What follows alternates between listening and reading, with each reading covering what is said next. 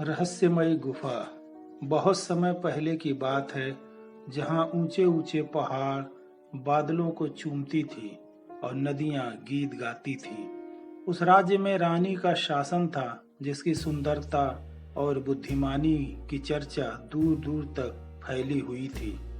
लेकिन रानी का अविवाहित रहना पूरे राज्य के लिए एक रहस्य था, जो हर किसी के मन में इस बात को लेकर बहुत चिंतित थे। इस रहस्य के पीछे छिपी थी एक खतरनाक शर्त, एक ऐसी गुफा और एक ऐसा अनसुलझी पहेली बन गई थी, जिसने कई साहसी दिलों को अंधेरे में ढकेल दिया। ये कहानी है उस साहस की, उस धैर्य की और उस सत्य की, जो एक अनजान राजकुमार ने उजागर किया। रहस्यमयी शर्त और डरावनी गुफा। राजमहल के ठीक पीछे घने जंगल और ऊंचे पहाड़ों के बीच एक बहुत पुरानी गुफा थी। ये गुफा इतनी भयानक थी कि इसका नाम सुनते ही अच्छे अच्छे बहादुरों के चेहरे पीले पड़ जाते थे। लोग कहते थे कि इस गुफा में प्रवेश करने वाला कोई भी व्यक्ति जिंदा वापस नहीं लौटा। कुछ का मानना था कि गुफा में कोई राक्षस है, तो कुछ कहते थे कि वहां समय रुक जाता है और अंधेरा हर जीव को निगल लेता है।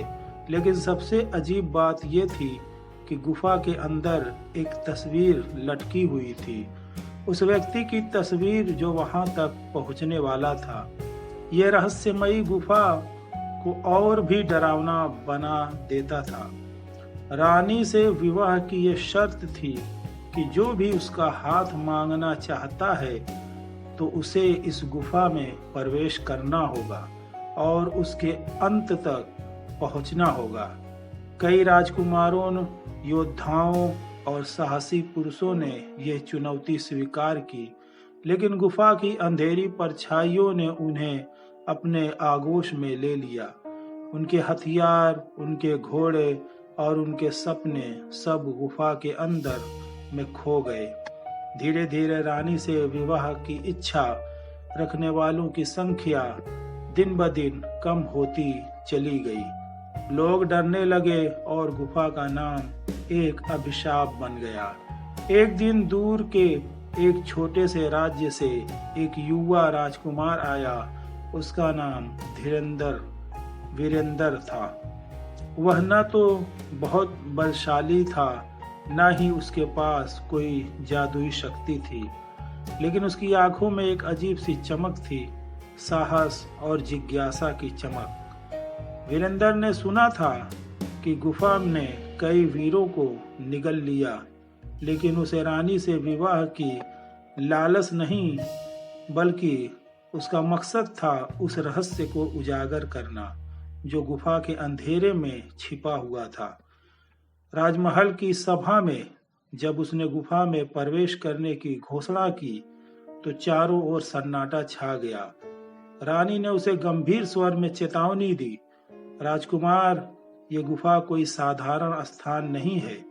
यहाँ जाने का मतलब है अपनी जिंदगी को दांव पर लगाना। लेकिन वीरेंद्र ने मुस्कुराते हुए कहा, रानी, मैं आपका हाथ मांगने नहीं बल्कि सत्य को जानने आया हूँ। अगर मैं वापस नहीं लौटा तो समझ लीजिए कि मैंने अपने से कम कोशिश तो की। कम से कम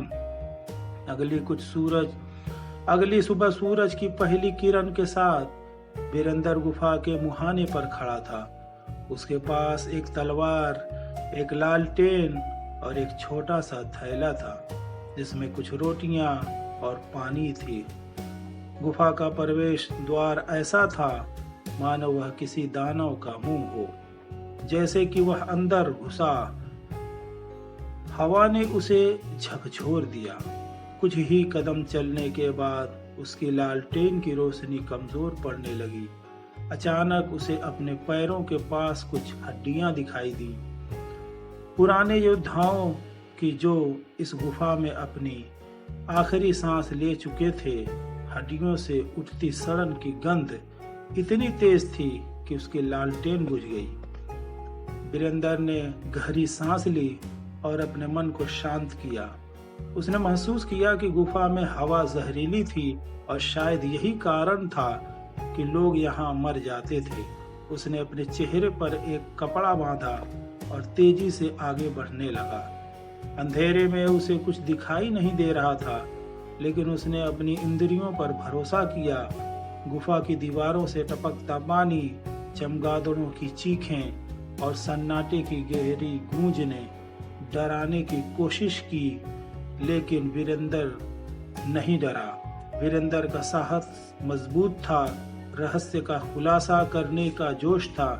कई घंटों की यात्रा के बाद वीरेंद्र एक छोटे से छिद्र के पास पहुंचा, जहां से ताजी हवा आ रही थी।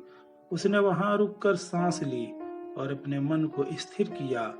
आगे बढ़ते हुए उसे एक विशाल कमरा दिखाई दिया। यह गुफा का अंत था। कमरे की दीवार पर एक बड़ी सी तस्वीर लटकी हुई थी, जो धूल और अंधेरे में छिपी थी। वीरेंद्र ने धीरे धीरे तस्वीर को साफ किया और जैसे ही उसने उसे दीवार से उतारा, तभी एक तेज रोशनी ने पूरे कमरे को रोशन कर दिया। उसके सामने कोई तस्वीर नहीं, वह एक आईना था। आईने में वीरेंद्र ने अपना चेहरा देखा। वह दंग रह गया। गुफा का रहस्य अब उसके सामने था। ये आईना हर उस व्यक्ति को उसका अपना चेहरा दिखाता था जो यहाँ तक पहुँचने का साहस करता था। गुफा का असली इम्तिहान था अपने डर का सामना करना, अपने विश्वास को बनाए रखना और अपने आप पर भरोसा करना। गुफा से वापसी के बाद वीरेंद्र ने आईने को अपने साथ लिया और गुफा से बाहर निकल गया। जब वह राजमहल में लौटा तो पूरे राज्य में हलचल मच गई। आज तक कोई भी इस गुफा से जीवित नहीं लौटा, न लौटने की कोई उम्मीद करता था। वीरेंद्र ने रानी के सामने आईना रखा और कहा, रानी, गुफा का रहस्य ये आईना है। ये हर उस व्यक्ति को उसका सच दिखाता है जो अपने डर को हराने का साहस रखता है। रानी उसकी बुद्धि और साहस से प्रभावित हुई। उसने कहा, धीरेंद्र, तुमने न केवल गुफा के रहस्य को उजागर किया, बल्कि यह भी सिद्ध किया कि सच्चा साहस बाहरी शक्ति में नहीं बल्कि मन की दृढ़ता में होता है। मैं तुमसे विवाह करना चाहती हूँ, लेकिन केवल तभी जब तुम भी मुझसे विवाह करना चाहते हो। वीरेंद्र ने मुस्कुराते हुए कहा, रानी, मेरा उद्देश्य विवाह नहीं बल्कि सत्य की खोज थी जो अब पूरी हो गई है। लेकिन अगर आप मुझे अपना साथी बनाना चाहती हैं तो मैं आपके साथ जीवन बिताने को तैयार हूँ। इस तरह वीरेंद्र और रानी का विवाह हुआ और गुफा का रहस्य सबको पता चल गया।